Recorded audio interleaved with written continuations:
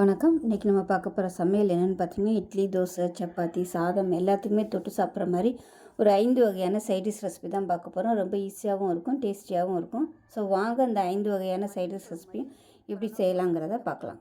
தக்காளி சட்னி எப்படி செய்யலாங்கிறத பார்க்கலாம். பேன் எடுத்துக்கலாம். தேவையான அளவுக்கு எண்ணெய் விட்டுக்கலாம். இப்போ எண்ணெய் நல்லா சூடானதும் 2 டேபிள் ஸ்பூன் அளவுக்கு உளுந்து சேர்த்துக்கலாம். இப்போ வந்து நல்லா செவந்து வரட்டும் இந்த உளுந்து. இப்போ பாருங்கள், உளுந்து வந்து லைட்டாக செவக்க ஆரம்பிக்குது. இந்த ஸ்டேஜில் ஒரு 9 வரமிளகாயை சேர்த்துக்கலாம்.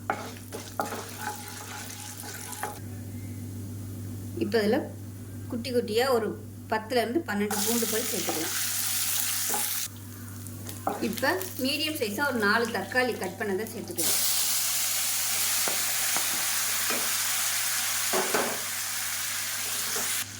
தக்காளி வதங்குறதுக்கு உப்பு சேர்த்துக்கலாம். இப்போ இதில் கொஞ்சமாக பெருங்காயத்தூள் சேர்த்துக்கலாம்.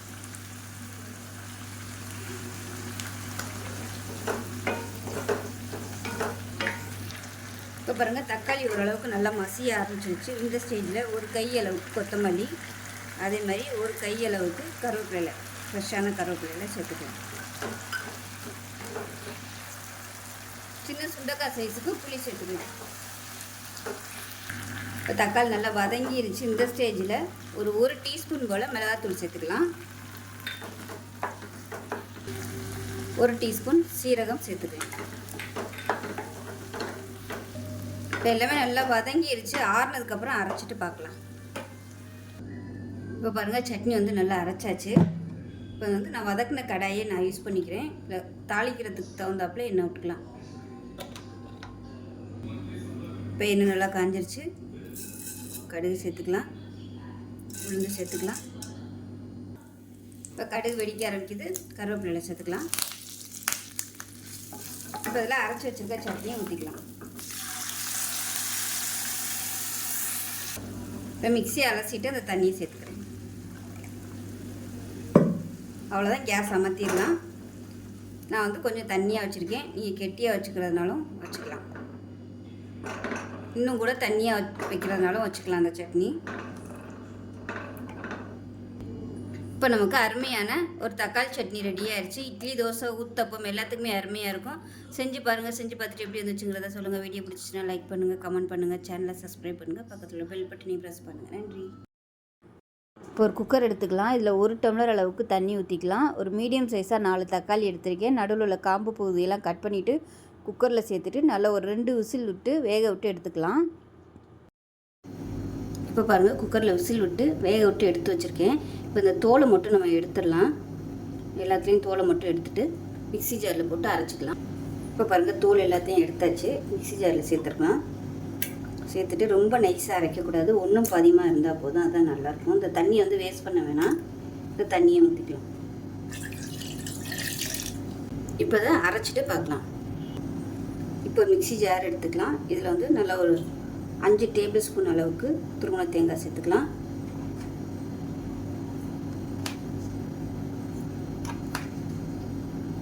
அஞ்சு ஸ்பூன் சேர்த்துருக்கேன். இப்போ இதில் 1 டேபிள் ஸ்பூன் அளவுக்கு பொட்டுக்கடலை சேர்த்துக்கலாம். 3/4 டேபிள் ஸ்பூன் சோம்பு சேர்த்துக்கலாம்.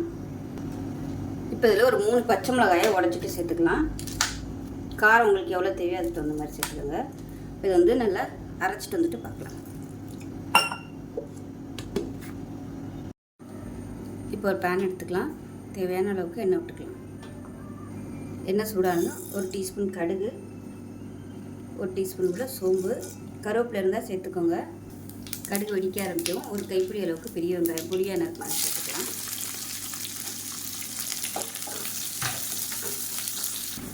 இப்போ பாருங்கள், வெங்காயம் வந்து லேசாக வதங்கினா போதும். ரொம்ப அப்படியே செவந்து வதங்கணும்னு அவசியம் இல்லை. நம்ம இப்போ அரைச்சி வச்சுருக்கிற தக்காளி வந்து இதோட சேர்த்துக்கலாம். சேர்த்துட்டு நல்லா வதக்கி விட்டுக்கலாம். இப்போ தக்காளி 1 நிமிஷமாக நல்லா கொதிச்சிருச்சு. இப்போ நம்ம அரைச்சி வச்சுருக்க இந்த தேங்காய் பேஸ்ட் வந்து சேர்த்துக்கலாம். சேர்த்துட்டு கொஞ்சமாக தண்ணி அலசி சேர்த்துக்கலாம். இது வந்து ரொம்ப தண்ணியாகவும் இருக்கக்கூடாது, ரொம்பவும் கெட்டியாக இருக்கக்கூடாது. அதுக்கு தகுந்த மாதிரி வச்சுக்கோங்க. இப்போ நான் இன்னும் கொஞ்சம் தண்ணி ஊற்றி அட்ஜஸ்ட் பண்ணியிருக்கேன். இதில் உப்பு இன்னும் சேர்க்கல, உப்பு சேர்த்துக்கலாம். உப்பு கொஞ்சமாக சேர்த்துக்கலாம் தேவையான அளவுக்கு. அதே போல் மஞ்சள்தூள் கொஞ்சம் சேர்த்துக்கலாம். சேர்த்துட்டு கலந்து விட்டுக்கலாம். இப்போ பாருங்கள் நல்லா கொதிச்சிருச்சு. அமர்த்திடலாம். கருவேப்பிலை கொத்தமல்லி இருந்துச்சுன்னா மேலாப்பில் கிள்ளி போட்டுக்கோங்க. நல்லாயிருக்கும். இட்லி தோசை பொங்கல் எல்லாத்துக்குமே சூப்பராக இருக்கும். செஞ்சு பாருங்கள். செஞ்சு பார்த்துட்டு எப்படி வந்துச்சுங்கிறத சொல்லுங்கள். வீடியோ பிடிச்சுன்னா லைக் பண்ணுங்கள், கமெண்ட் பண்ணுங்கள், சேனலை சப்ஸ்கிரைப் பண்ணுங்கள், பக்கத்தில் பெல் பட்டனை ப்ரெஸ் பண்ணுங்கள். நன்றி. ஒரு மிக்ஸி ஜார் எடுத்துக்கலாம். மீடியம் சைஸாக 2 வெங்காயம், அதாவது பெரிய வெங்காயம் எடுத்திருக்கேன், அதை சேர்த்துக்கலாம். இது கூடவே 6 பச்சை மிளகா. காரத்துக்கு வந்து பச்சை மிளகா காரம் தான், அதனால் எவ்வளோ அது காரம் தேவையோ அதுக்கு தகுந்த மாதிரி பச்சை மிளகா சேர்த்துக்கலாம். இப்போ இது கூடவே 5 பாதாம் சேர்த்துக்கலாம். அது கூடவே 1 டேபிள் ஸ்பூன் தர்பூசணி விதை சேர்த்துக்கலாம். இதுக்கு பதிலாக நீங்கள் முந்திரி பருப்பு சேர்த்துக்கோங்க. இது எல்லாத்தையுமே நல்லா நைஸாக அரைச்சிட்டு பார்க்கலாம். இப்போ ஒரு பேன் எடுத்துக்கலாம். தேவையான அளவுக்கு எண்ணெய் விட்டுக்கலாம். இப்போ எண்ணெய் நல்லா சூடாயிருச்சு. நம்ம அரைச்சி வச்சுருக்க இந்த வெங்காயம் பச்சை மிளகாய் பேஸ்ட் வந்து இதில் சேர்த்துக்கலாம்.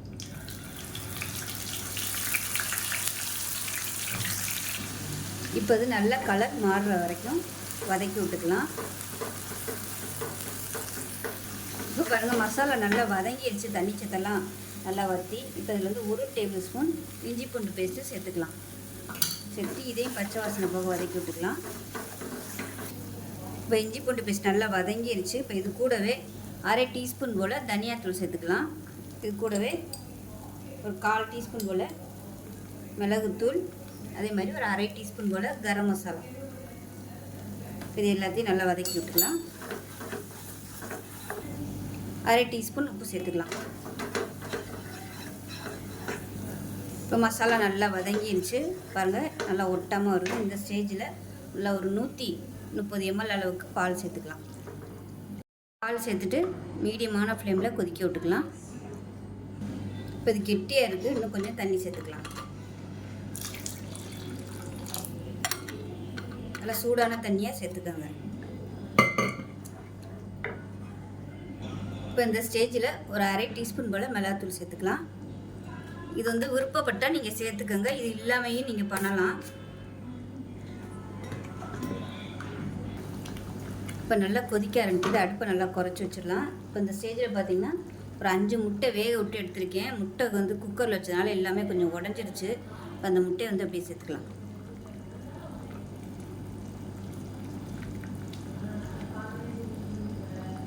சின்ன சின்னதாக கட் பண்ணி சேர்க்குறனாலும் நீங்கள் சேர்த்துக்கலாம். நான் வந்து இன்றைக்கி அப்படியே 2ஆக சேர்க்குறேன்.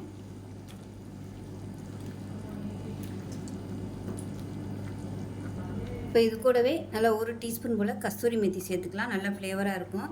சேர்த்துட்டு கலந்து விட்டுக்கலாம். அடுப்பு வந்து நல்லா அப்படியே குறைச்சி வச்சுக்கோங்க. இப்போ இதை மூடி வச்சிடலாம். இப்போ வந்து மூடி வச்சிடலாம். நல்லா எண்ணெய் தெளிஞ்சு வரட்டும். இப்போ கிரேவி எப்படி இருக்குன்னு பார்க்கலாம். பாருங்கள் சூப்பராக வந்துருச்சு. இந்த கஸ்தூரி மேத்தி போட்டதுனால நல்ல வாசனை சூப்பராக வந்துட்டுருக்கு. இப்போ வந்து லைட்டாக ஒரு மிக்ஸ் கொடுத்துட்டு அமர்த்திடலாம். அவ்வளோதான். நமக்கு அருமையான முட்டை கிரேவி ரெடி ஆகிடுச்சு. எப்பயும் போல் பண்ணாமல் கொஞ்சம் அந்த மாதிரி டிஃப்ரெண்ட்டாக செஞ்சு பாருங்கள். சப்பாத்திக்கெலாம் அருமையாக இருக்கும். செஞ்சு பார்த்துட்டு எப்படி வந்துச்சுங்கிறத சொல்லுங்கள். வீடியோ பிடிச்சின்னா லைக் பண்ணுங்கள், கமெண்ட் பண்ணுங்கள், சேனலை சப்ஸ்கிரைப் பண்ணுங்கள், பக்கத்தில் ஒரு பெல் பட்டனையும் ப்ரெஸ் பண்ணுங்கள். நன்றி. எப்படி செய்யலாங்கிறத பார்க்கலாம். ஒரு பேன் எடுத்துக்கலாம். இப்போ தேவையான அளவுக்கு எண்ணெய் விட்டுக்கலாம். எண்ணெய் நல்லா சூடாயிருச்சு. 1 டேபிள் ஸ்பூன் தனியா விதை சேர்த்துக்கலாம், அதாவது கொத்தமல்லி விதை. 1/2 டேபிள் ஸ்பூன் சோம்பு, 1/2 டேபிள் ஸ்பூன் சீரகம் சேர்த்துக்கலாம். 1/4 டேபிள் ஸ்பூன் கசகசா, 1/4 டேபிள் ஸ்பூனுக்கும் கம்மியாக மிளகு. இப்போ இதில் கொஞ்சமாக கல்பாசி சேர்த்துக்கலாம். ஒரு 3 கிராம்பு சேர்த்துக்கலாம். 2 ஏலக்காய் சேர்த்துக்கலாம். சின்னதாக 2 துண்டு பட்டை. இப்போ இது கூடவே 7லேருந்து ஒரு 8 பூண்டு பல் சேர்த்துக்கலாம். 5 பீஸ் வர மாதிரி இஞ்சி சேர்த்துக்கலாம். இது எல்லாத்தையும் வதக்கி விட்டுக்கலாம். இது கூடவே 2 பச்சை மிளகா சேர்த்துக்கலாம். பச்சை மிளகா இதை விட இன்னும் ஒரு 2-3 சேர்க்கலாம். என்கிட்ட இவ்வளோ தான் இருக்கிறதுனால நான் வந்து கம்மியாக சேர்த்துருக்கேன். இருந்துச்சுன்னா இன்னும் ஒரு 4-5 சேர்த்துக்கோங்க. இப்போ இதெல்லாம் நல்லா வதங்கிடுச்சு. மீடியம் சைஸாக 2 பெரிய வெங்காயம் நீளமாக நறுக்குனதை சேர்த்துக்கலாம்.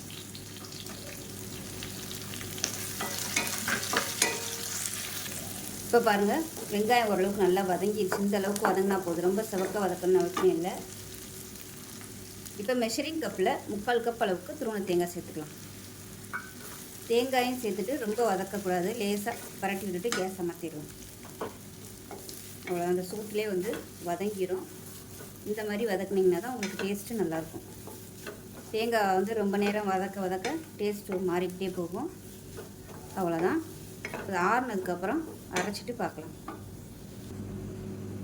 இப்போ பாருங்கள், நல்லா நைஸாக அரைச்சாச்சு, தனியாக இருக்கட்டும். இப்போ ஒரு குக்கர் எடுத்துக்கலாம், தேவையான அளவுக்கு எண்ணெய் விட்டுக்கலாம்.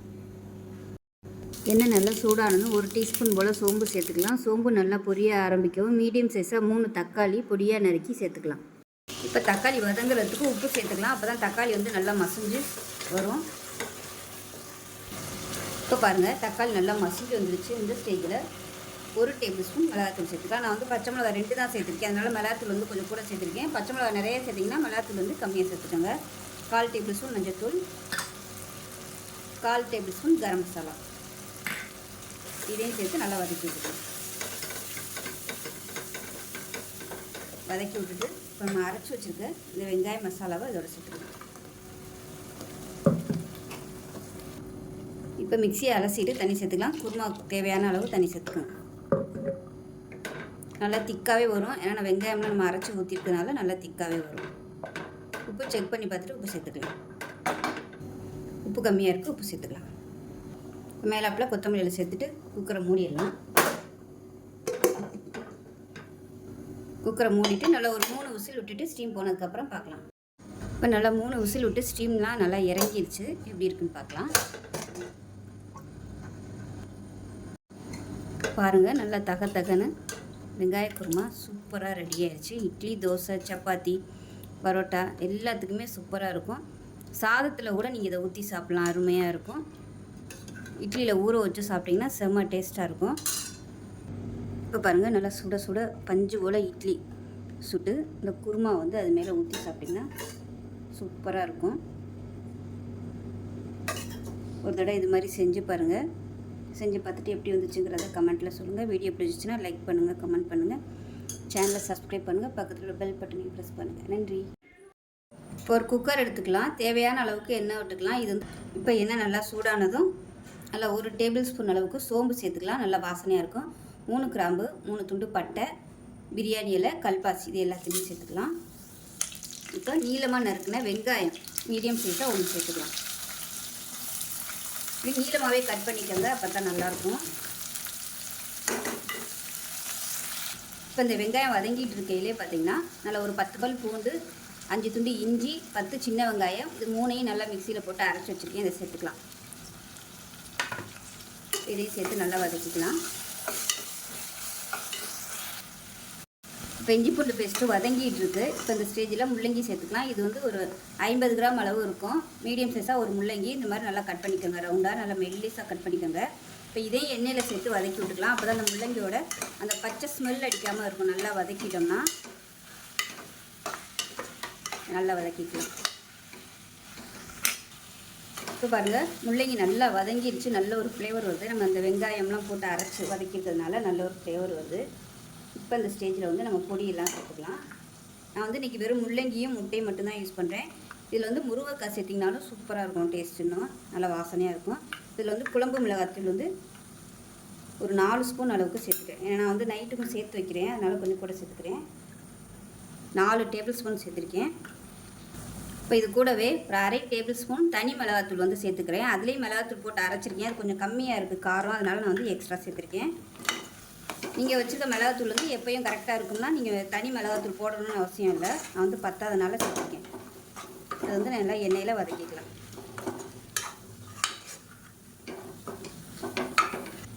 பொடி சேர்த்துட்டு நல்லா எண்ணெயில் வதக்கியாச்சு. இப்போ இதில் மீடியம் சைஸாக ஒரு 3 தக்காளி மிக்சியில் அடித்து வச்சுருக்கேன், அதை சேர்த்துக்கலாம். இந்த மாதிரி அடித்து சேர்க்கும்போது உங்களுக்கு குழம்பு நல்லா திக்னஸாகவும் இருக்கும், டேஸ்ட்டாகவும் இருக்கும். இப்போ இதையும் சேர்த்து நல்லா வதக்கி விட்டுக்கலாம். மசாலாவோடு சேர்ந்து நல்லா எண்ணெய் கக்கி வரணும், அந்தளவுக்கு நல்லா வதக்கிக்கலாம்.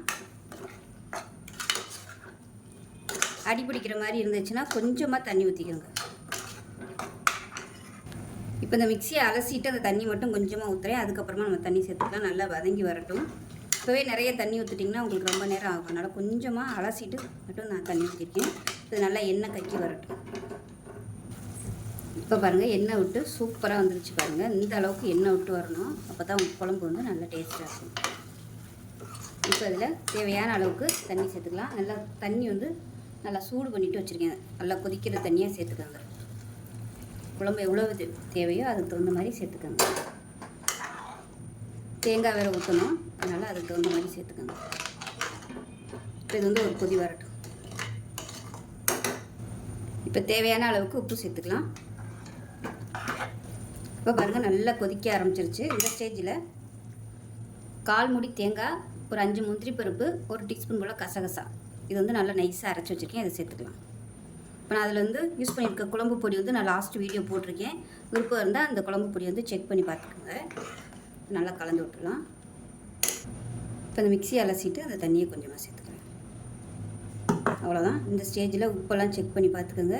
பார்த்துட்டு பத்தலைன்னா போட்டுக்கலாம். இதில் 4 முட்டை வேக விட்டு லைட்டாக இந்த முனையில் வந்து கீறி வச்சுருக்கேன். இந்த அளவுக்கு ஓப்பனாக இருந்துச்சுன்னா போதும். அப்போ தான் குழம்பு வந்து உள்ளே இறங்கி நல்லா டேஸ்ட்டாக இருக்கும். உப்பு காரம்லாம் இப்போ அந்த முட்டையை வந்து இதில் சேர்த்துக்கலாம். சேர்த்துட்டு கலந்து விட்டுக்கலாம். இப்போ லாஸ்ட்டாக கொத்தமல்லியில் சேர்த்துட்டு குக்கரை மூடி வச்சிடலாம். மூடி வச்சுட்டு நல்லா ஒரு 2 விசில் விட்டுட்டு ஸ்டீம் போனதுக்கப்புறம் பார்க்கலாம். இப்போ குழம்பு எப்படி இருக்குன்னு பார்க்கலாம். நல்லா 2 விசில் விட்டு ஸ்டீம்லாம் நல்லா போயிடுச்சு பாருங்கள். சூப்பராக வந்துருக்குது. ஒரு மட்டன் குழம்பு வச்சா எப்படி இருக்குமோ அந்த மாதிரி தான் இருக்குது. வாசனை அடுப்படிக்குள்ளே நுழையும் போதே சூப்பராக டேஸ்ட்டும் நல்லா அருமையாக இருக்கும். இது இட்லி, தோசை, சப்பாத்தி எல்லாத்துக்குமே தொட்டு சாப்பிட்லாம். டயபெட்டிக்காக இருக்கிறவங்க முள்ளங்கி வந்து இந்த மாதிரி ரெகுலராக எடுத்துகிட்டு வந்தீங்கன்னா உங்களுக்கு சுகர் லெவலும் நல்லா கண்ட்ரோல் ஆகும். ஸோ சாதத்தில் போட்டு பிசைஞ்சு சாப்பிட்றதுக்கு அருமையாக இருக்கும். ஸோ இதே மாதிரியே செஞ்சு பாருங்கள். இது வரைக்கும் இந்த மாதிரி குழம்பு யாரெல்லாம் செஞ்சுருக்கீங்க அப்படிங்கிறதையும் கமெண்ட்டில் பண்ணுங்கள். இது வரைக்கும் இது மாதிரி செய்யலை அப்படின்னாலும் கமெண்ட் பண்ணுங்கள். ஸோ வீடியோ பிடிச்சினா லைக் பண்ணுங்கள், கமெண்ட் பண்ணுங்கள், சேனலை சப்ஸ்கிரைப் பண்ணுங்கள், பக்கத்தில் பெல் பட்டனை ப்ரெஸ் பண்ணுங்கள். நன்றி.